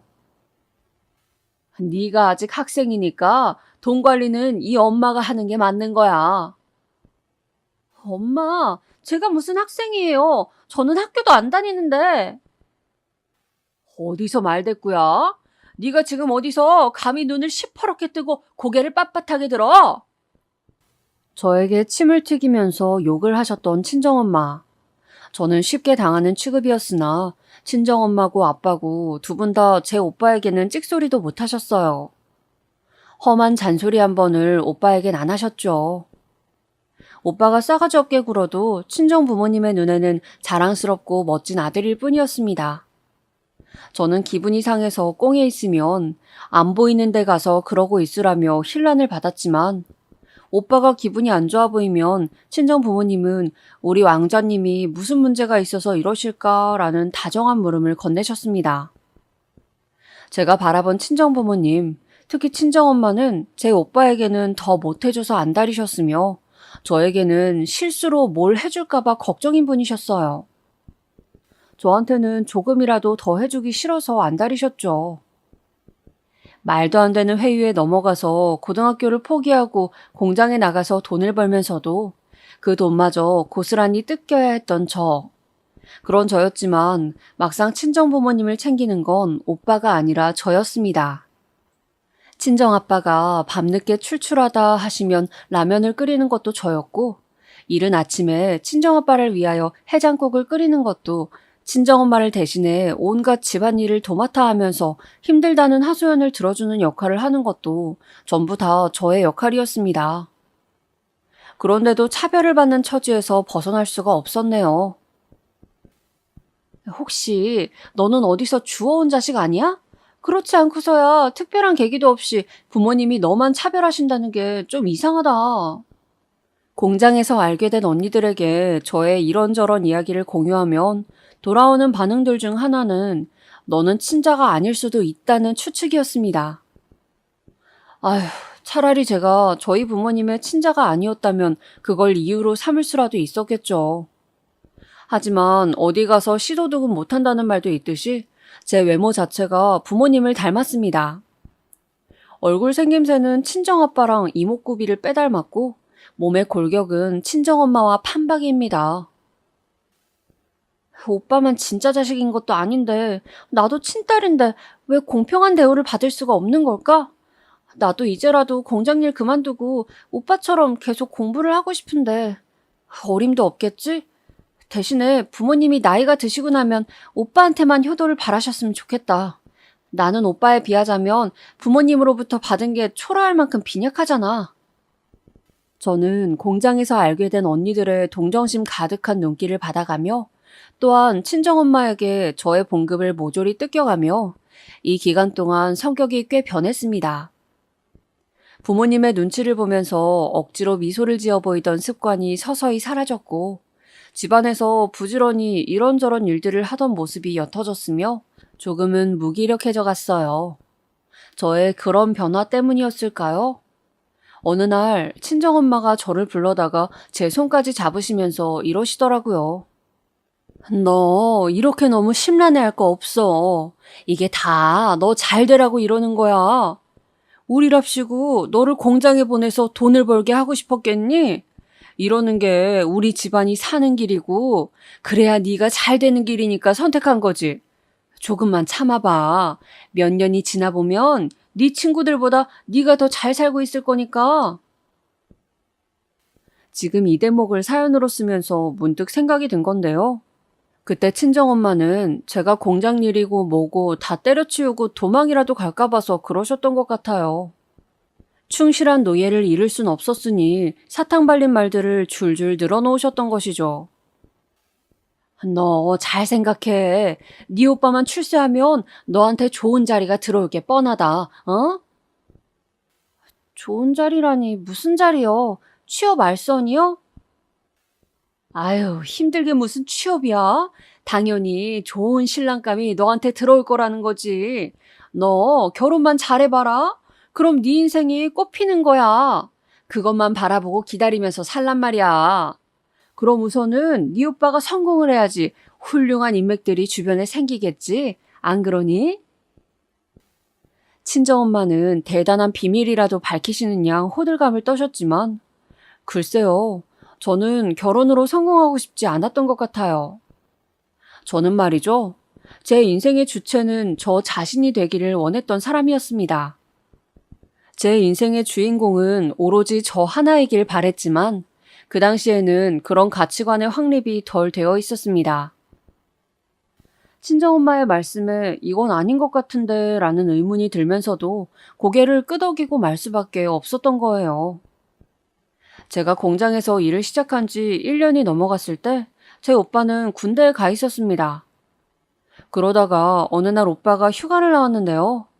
이때 친정엄마랑 한바탕 제가 싸웠던 기억이 있어요. 친정엄마가 저 몰래 오빠한테만 소고기를 슬쩍 구워주신 것, 제가 힘들게 빚어놓은 만두를 전부 오빠를 위해 쪄놓으신 것, 그리고 제가 너무 먹고 싶어서 사다 두었던 초콜릿 간식들을 오빠에게 꺼내주신 것 때문에 너무 화가 났었거든요. 마침 공장에서 일도 힘들었던 시기라서 제가 진짜 눈물을 펑펑 흘리면서 친정엄마한테 따졌었더랍니다.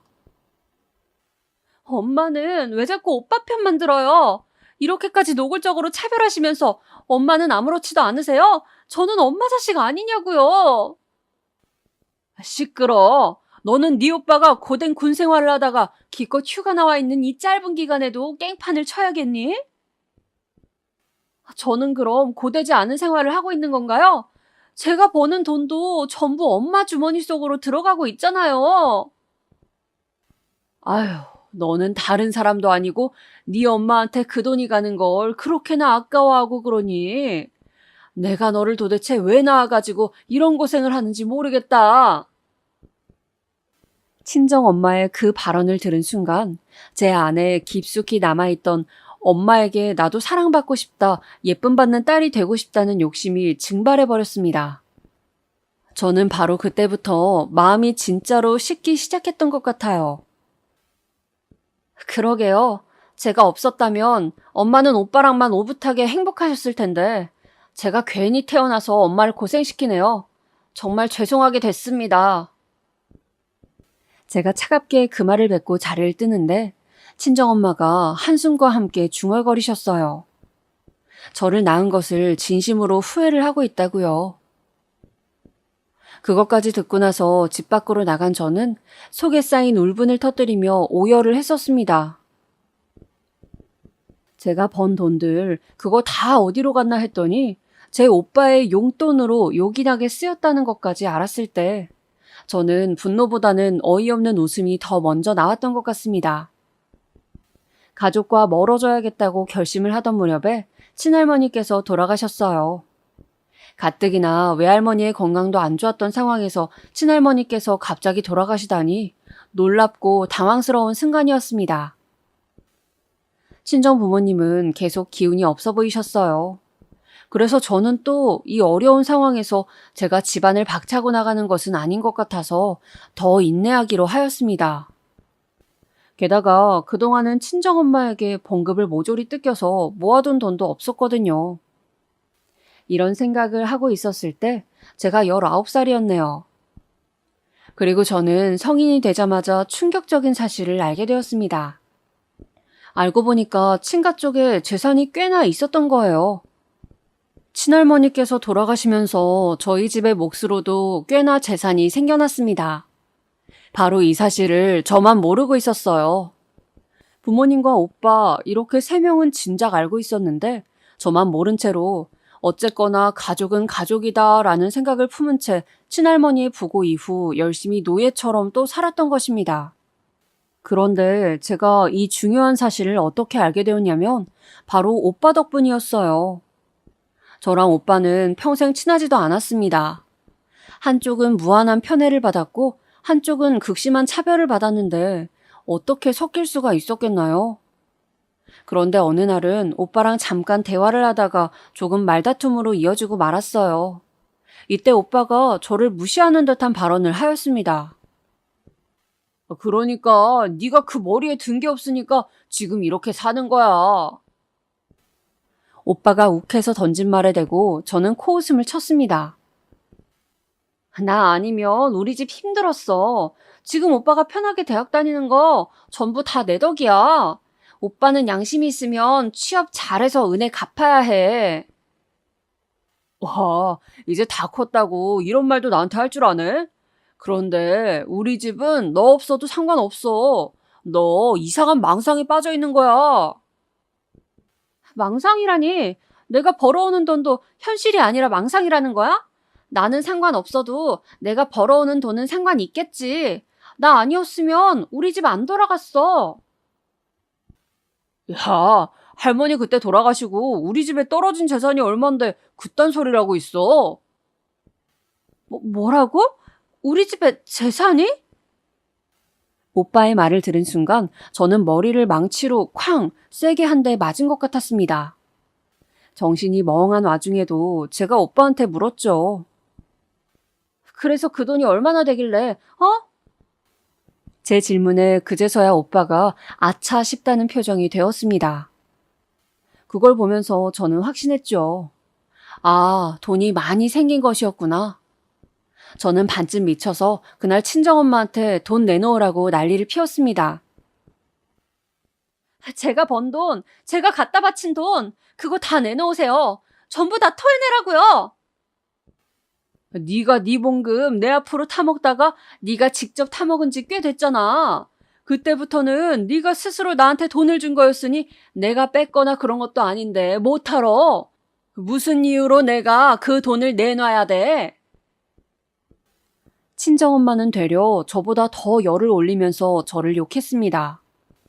줬다 뺏으려고 드는 건 무슨 경우냐면서 저보고 되먹지 못한 자식이라고 쓸모없는 존재라면서 욕을 하셨죠. 저는 결국 의미 없이 억울하게 바쳤던 돈을 돌려받지도 못한 채 22살에 집 밖으로 나와서 따로 자취를 시작하였습니다.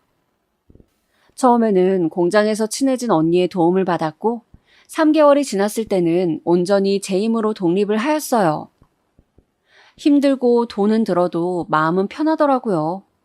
제 사정을 이제 오래 들은지라 아는 언니들은 저희 집을 얼빠진 집구석이라고 칭하면서 저에게 정을 뗄 것을 권유하였습니다. 저도 그 조언들을 따를 작정이었고요. 그렇게 정신적으로도 가족으로부터 독립을 하고 있을 때 친정아빠가 쓰러지셨습니다. 응급수술을 받았는데 병원비가 꽤 나왔어요. 당장 수중에 돈이 마땅치가 않다면서 친정엄마는 제 도움을 요구하였습니다. 돈 좀 보태라면서 말이에요. 오빠 이번에 취업하지 않았어요? 그쪽에 달라고 하셔야죠. 이제 갓 취업했는데 무슨 돈이 있겠니? 그리고 집에 있던 돈은 부동산으로 묶어놔서 지금 쓸 수 있지도 않아. 네 아빠가 너를 얼마나 아끼고 예뻐했는데 네가 지금 이러는 법이 어디 있어? 너 이렇게 냉혈 아니었니? 친정엄마랑 더 길게 말을 하기 싫었고 병실에 누워있는 친정아빠의 초라한 모습에 마음이 찡해져서 저는 돈을 얼마간 보태주었습니다. 그랬더니 입을 싹 씻더라고요.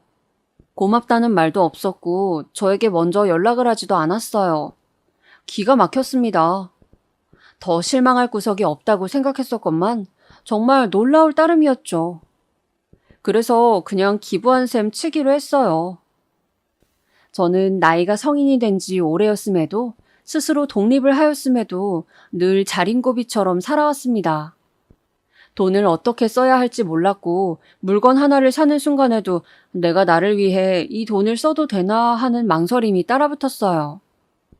하도 주어진 것 없이 살아와서 그랬나 봐요. 정서적으로도 강인하지 못했던 저를 이용해 먹으려는 나쁜 놈들이 당시에 꽤 있었습니다. 그때는 아둔하여서 그런 것을 구분하지 못했고 저는 몇 번 이용당하면서 크게 상처도 받았죠. 그런 저에게 친한 언니들이 뼈가 되고 살이 되는 충고를 던져주었고 저는 간신히 정신을 차릴 수 있었습니다. 광미야, 너 이럴 때야말로 조심해야 돼. 괜히 빨리 안정을 찾는답시고 이상한 놈이랑 결혼하면 너 인생 그대로 망치는 거야.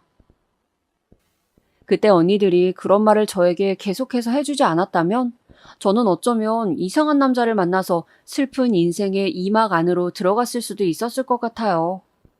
저를 말려주었으니 정말 고마운 은인들입니다.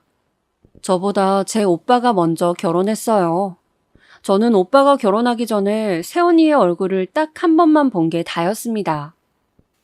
편찮으신 시아버지, 성격 드센 시어머니, 집안에서 떠받들어져서 살아온 남편, 과연 저분이 그 환경을 버틸 수 있을까? 솔직하게 저는 새언니를 보면서 그런 생각부터 들었던 것 같아요. 그런데 참 이게 무슨 일인지 오빠랑 새언니가 결혼한 지 얼마 되지도 않았을 때 친정아빠가 돌연 세상을 떠나셨습니다. 그러면서 생긴 돈까지 모두 합쳐서 친정엄마는 오빠에게 건물을 마련하도록 도와주었어요. 그때 돈으로 그 건물의 매입가가 약 10억이었습니다. 저에게는 일절 단 한 푼도 떨어지지 않았건만 친정엄마는 혹시나 제가 집안의 재산에 눈독을 들일까봐 아예 미리 오빠에게만 다 몰아주었던 것입니다. 제가 그 사실을 뒤늦게 알고 엄청 분노했었지요. 아무리 그래도 그렇지 이건 해도 해도 너무한 것 같아서 친정엄마한테 따져 묻고 오빠에게도 화를 내봤지만 돌아온 건 냉정한 비웃음이었어요. 아들이랑 딸이랑 그럼 같은 줄 알았니? 그리고 이게 네 재산이야? 이게 네가 번 거야? 네 것도 아닌데 왜 탐을 내고 아쉬워하고 왜 화를 내? 네가 뭔데? 네까짓 게 뭔데 내 아들한테 가는 재산에 참견을 해? 욕심만 그득그득하게 많아서는? 아직 당신의 나이가 한창임에도 모든 돈을 탈탈 털어서 오빠에게 주고만 친정엄마의 결단이 어찌 보면 대단함을 넘어선 숭고함 같았습니다. 그게 저를 향하지 않았을 뿐 자식 사랑이 엄청난 인물이라고 여겨졌네요. 저는 그 앞에서 두 손 두 발 다 들었고 인연을 끊겠다고 정확히 말하였습니다. 제가 결혼한 남편은 이런 사정을 전부 다 아는 남자였죠. 친한 언니의 지인이 저에게 소개시켜 주어 만나게 된 인연이었습니다. 결혼식은 따로 안 올렸고 그럴 돈으로 저희 살림에 더 보태 쓰고 살자는 의견부터 둘이서 잘 맞았습니다. 가까운 지인들만 불러서 식사 자리 가진 걸로 결혼식을 대체했어요. 시부모님은 순박하신 시골 분들이셨고요. 일평생 농사만 지어오셨다길래 어떤 분들인가 하고 뵙기 전에는 긴장하였지만 정말 인품이 고든 분들이라서 제가 첫 만남부터 감동을 받았습니다. 남편에게는 위로 연년생 형, 아래로는 나이 차이가 많이 나는 여동생이 있었어요. 3남매죠. 시누이는 저희 부부가 결혼할 때 고등학생이었습니다. 남편이 자기 여동생을 무척 아끼고 귀여워한다는 게 처음부터 눈에 보였어요. 시부모님은 말할 것도 없이 귀한 누뚱이라면서 시누이를 무척이나 예뻐하셨습니다. 아주버님과 형님은 시댁에서 멀지 않은 곳에 사셨어요. 아주버님은 시부모님의 농사일을 도우시면서 집안일하고 애들 돌보고 이러면서 지내셨고요. 형님이 직장 생활을 하셨습니다. 남자가 육아를 하고 집안일까지 다 하고 여자가 바깥일을 한다니. 그리고 아들, 딸 차별 없이 똑같이 키우고 계시다니 아주버님네가 사는 모습은 우리 집안하고는 완전히 딴판이네. 저는 시댁 식구들을 겪어가면서 긍정적인 기운을 많이 받았던 것 같아요. 특히 시누이가 자기 용돈 바리바리 모아다가 저한테 화장품을 사준 적이 있었거든요. 제가 그거 고맙게 받고는 아무도 보지 못할 때 남몰래 눈물을 훔쳤습니다. 저는 시누이처럼 집안에서 예쁨 받는 딸이 아니었기에 곱게 자란 시누이가 너무나도 부러워서 그리고 저를 향해 보여주는 그 마음씨가 어여쁘고 고마워서 그런 감정들로 넘쳐나온 눈물을 닦아떨었죠. 시누이한테 잘해주자고 더욱 마음을 먹었어요. 그래서 시누이가 대학 때문에 위로 올라온다고 했을 때 제가 먼저 저희 집에서 지내면서 통학하라고 제안을 했습니다. 저는 어려운 일도 아니라 생각하며 그랬을 뿐인데 이것 하나가 놀라운 일들을 만들어냈어요. 우선 남편이 저에게 무척 고마워하면서 감동했고요. 저희 부부가 원래는 작은 방 2개짜리 빌라에서 신혼생활을 시작했는데 이때 시부모님께서 돈을 보태주시면서 새로이 집을 구하라고 하셨습니다. 조금 무리해가면서까지 작은 아파트로 이사를 갔어요. 이게 탁월한 선택이었습니다. 저희가 그 아파트로 이사를 하고 바로 다음에 소문이 돌더라고요. 이쪽에 지하철이 뚫린다고 말이죠. 그러더니 대형마트가 먼저 떡하니 아파트 근처에 들어섰습니다. 집값이 미친 듯이 뛰었어요. 그리고 또 하나, 시부모님이 전부터 가지고 계셨던 시골 땅, 완전히 헐값이었는데 거기가 수지를 맞았습니다. 믿을 수 없는 돈벼락이 떨어진 거예요. 내 생각에는 우리 집안에 언니가 들어와서 계속 좋은 일들만 생기는 것 같아요.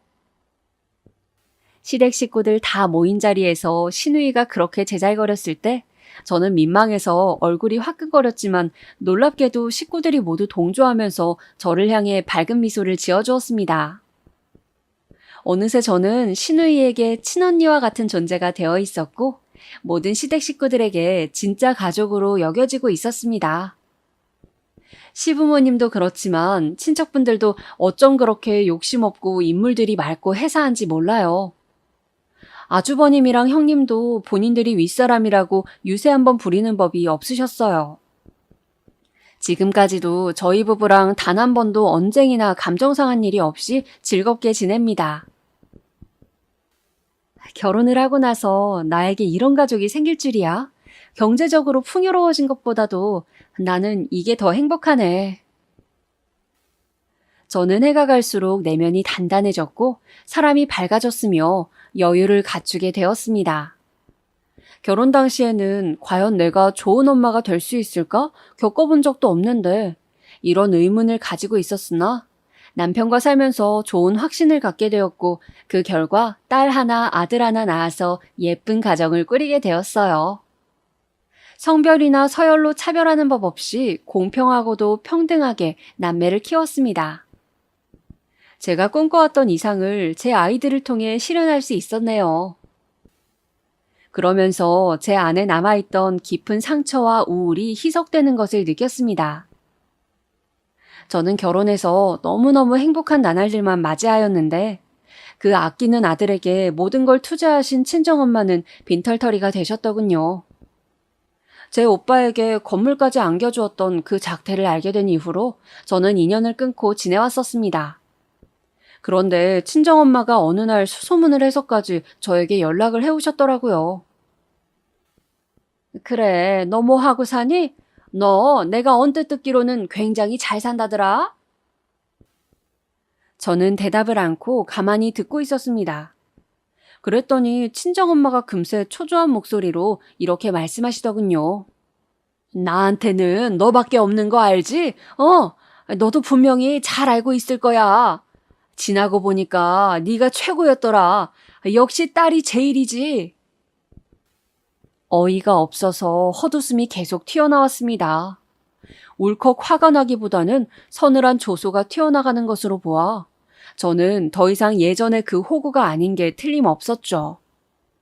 당황한 것 같은 친정엄마에게 저는 단호한 목소리로 말씀을 드렸습니다. 전화가 와서 받기는 했는데요. 누구세요, 할머니? 뭐야? 할머니? 아이, 할머니라니. 나 네 엄마야. 널 낳아주고 키워준 네 엄마. 목소리 들어보니까 할머니 같아서요. 그런데 혹시 할머님한테 아드님이 있지는 않으신가요? 왠지 그럴 것 같은데. 아들 내버려 두고 왜 저한테 이상한 소리를 늘어놓으시는 거예요? 미안하다. 내가 다 미안했어. 아유, 광미야. 네 오빠 광준이가 글쎄 그 피도 눈물도 없는 것이 나를 팽해버렸다. 이제는 아예 나를 모른 척하고 있어. 찾아가도 만나주지도 않고 아예 연락이 두절이 되었어. 나는 네 오빠의 효도만 믿고 모든 것을 내주었는데 이제는 나에게 아무것도 남지 않았는데 그럼 나는 어떻게 살라고 이럴 수가 있다니? 있던 돈마저 이제는 다 떨어졌어. 광미야, 내가 너를 얼마나 보고 싶어 했는지 너는 아마 모를 거란다. 내 딸 너무 보고 싶구나. 이 엄마를 오랜만에 한번 만나주련? 받을 건 다 받아 처먹고선 친정엄마를 끊어냈다는 오빠의 천인공노할 행위에 어처구니가 없었습니다. 그 인간이 정녕 사람은 맞나 싶었네요. 괴물이 아니고서야 어떻게 그럴 수가 있었겠나요? 하지만 이윽고 저는 오빠가 괴물이 맞다는 결론에 이르렀습니다. 그런 괴물을 키워낸 건 나의 부모님이셨지. 부디 괴물로 무럭무럭 자라나라고 두 분이 등을 떠미시면서 그렇게 키워내셨잖아. 이제 와서 누구를 탓하겠어. 당신의 손으로 그리 만들어버리신 것을. 저는 씁쓸한 미소를 지으며 계속해서 저에게 하소연을 쏟아내고 있는 친정엄마를 향해 이렇게 말씀을 드렸어요. 저에게는 오빠가 없어요. 그리고 저에게는 엄마도 없는데 아까부터 알아들을 수 없는 말씀만 하시네요. 광미야, 이러지 마라. 내가 너 어렸을 때 옷방에 가둬놓고 때린 것 때문에 이러니? 그때 네가 많이 속상해 보였지. 아니면 너 공장에 보낸 것 때문에 이러는구나. 너 돈 벌어온 거 그거 내가 관리해서 아직까지 그걸로 앙심을 품은 거야? 어? 그리고 네 오빠한테 건물을 사준 거는 내가 정말 그럴 만한 사정이 있었어. 피치 못할 선택이었다고. 할머니, 치매가 단단히 오신 모양이네요. 엉뚱한 사람에게 쓸데없는 소리를 늘어놓으셔봤자 아무런 소용이 없답니다. 치매가 걸려서 어쩐대요? 여생을 힘들게 사시겠네요. 힘내시고요. 살다 보면 혹시 좋은 일 생길 수도 있으니까 꼭 참고 버텨보세요. 혹시 아나요? 기적적으로 할머님의 아드님이 치매 걸린 노모를 걷어가실지. 내가 어떻게 너를 키웠는데 그 나이에 임신해서 이거를 낳을까 말까 하다가 힘들게 낳아주고 열심히 키워줬는데 네가 그 은혜를 이따위로 갚아? 친정엄마가 악다구니를 쓰기에 저는 웃어주었습니다. 아주 깔깔거리면서 신명나게 말입니다. 시끄럽게 웃으니까 속이 다 시원해지던걸요? 그때 원없이 웃었던 것 같아요. 그러자 친정엄마가 놀라셨는지 바로 침묵하시더군요. 떨리는 친정엄마의 숨소리를 들은 것을 마지막으로 저는 통화를 종료하였습니다. 남편에게 이런 일이 있었다고 다 말해주었죠. 그때는 아직 시누이가 저희 부부랑 같이 살던 시절이어서 시누이도 제 얘기를 다 같이 들었네요. 그러자 저보다도 더 길길이 날뛰면서 시누이가 화를 내주었어요. 저를 향해 손가락질할 수 있는 사람은 세상에 아무도 없다면서 절대 죄책감 갖지 말라고 저한테 그런 말을 해주었죠. 내심 처음으로 저를 애타게 찾은 친정엄마를 모질게 끊어냈나 싶어서 심란하였거든요. 그런데 시누이의 말을 듣고 불편한 감정을 덜어낼 수 있었어요. 정말 고마웠죠. 며칠이 지났을 때 제 오빠한테서 연락이 왔어요. 무슨 말을 하려나 궁금했는데 개소리를 늘어놓더군요. 친정엄마 때문에 자기가 제한된 환경에서 살아왔으며 그 때문에 늘 불만이 많았고 억압되어 있는 게 싫었다나 뭐라나. 그러면서 저랑은 잘 지내보고 싶다고 하더군요. 제가 코웃음 치면서 말해줬죠. 너 하는 꼬라지 보니까 분명히 인생 말아먹고 나한테 손 벌릴 게 분명하다. 그래서 미안하지만 거절할게. 앞으로 잘 살든지 말든지 알아서 하고 연락하지 마. 넌 내 오빠 아니야. 나는 오빠 없어. 그러자 오빠가 폭발해서는 저한테 쌍욕을 해댔는데 바로 전화 끊고 차단했습니다. 그 순간 속으로는 이런 생각을 잠깐 했더랬어요. 우리 남매가 우애 좋게 지내지 못했던 것은 모두 다 친정 부모님 때문이라고요. 어쩌면 서로를 의지하는 남배로 잘할 수 있었을 텐데 그릇된 환경 아래서 모든 게 망쳐졌죠. 이젠 돌이킬 수 없었습니다. 저는 그 후로 아이 둘을 키우면서 희한하리만치 하는 일마다 다 잘 되는 남편과 시댁 식구들과 어우러져 살면서 풍족하고도 풍요롭게 살아왔습니다. 저에게 외면당한 이후 수개월이 지났을 때 오빠가 친정엄마를 요양원에 넣어버렸어요. 저는 그 사실을 많이 늦게 알았죠. 참고로 오빠는 돈을 잘못 굴려서 가지고 있던 건물 날려버렸습니다. 얼마 전에 우연히 접하게 된 소식으로는 새언니와 별거 중에 있다고 했어요. 이혼 소송으로 싸우고 있는 모양이었습니다. 그리고 바로 지난주에 친정엄마가 치매 판정을 받았다는 사실을 접하였습니다. 만감이 교차하더군요. 그 모든 지난 세월의 역사를 앞으로 다 잊어버리시게 될 거라는 사실이. 완전히 그렇게 되시기 전에 한번 뵙고 와야 하는 것인지 참 고민이 됩니다.